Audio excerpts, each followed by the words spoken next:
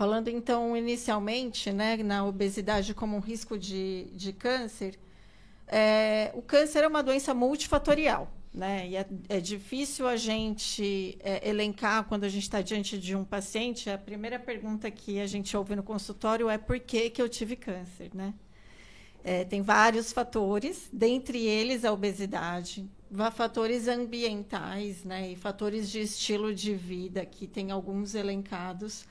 E a gente sabe hoje em dia que se a gente tiver uma intervenção sobre esses fatores de estilo de vida, a gente pode diminuir em até 40% a incidência dos casos de câncer de uma forma global, né? Então, seriam todos aqueles fatores modificáveis, né? Ingestão de álcool, dieta, obesidade, tabagismo, radiação e etc. E em torno de 4 a 8% da incidência dos cânceres, no geral, são atribuídos à obesidade.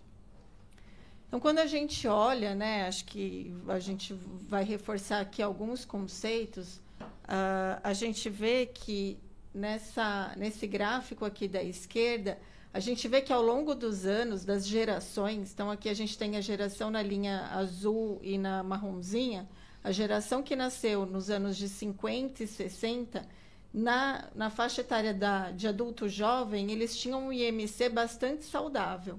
E hoje em dia, né, na geração Z, geração Millennium, a gente já está começando a vida adulta, jovem, com um índice aí de sobrepeso, né?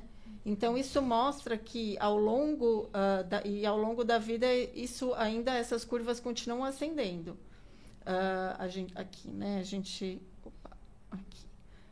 O risco de ganho de peso, né? Como a gente viu já anteriormente, ele aumenta.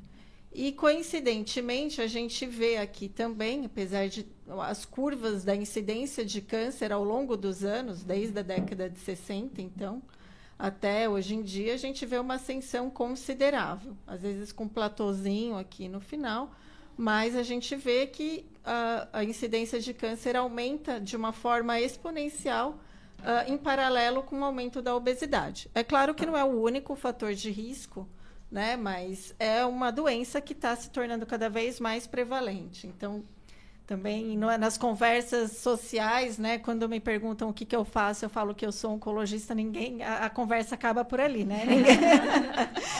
Tá bom, obrigada, não quero. Mas uma pergunta que vem muito é, nossa, mas está aumentando, né? As pessoas tá tendo muito câncer mesmo? Está tendo muito câncer em pacientes mais jovens? E a resposta é que, de fato, sim, né? Assim, a gente tem tido cada vez mais sucesso no tratamento, mas ainda na prevenção do câncer, a gente ainda está patinando um pouquinho, e eu acho que isso está muito associado com o estilo de vida que a gente leva.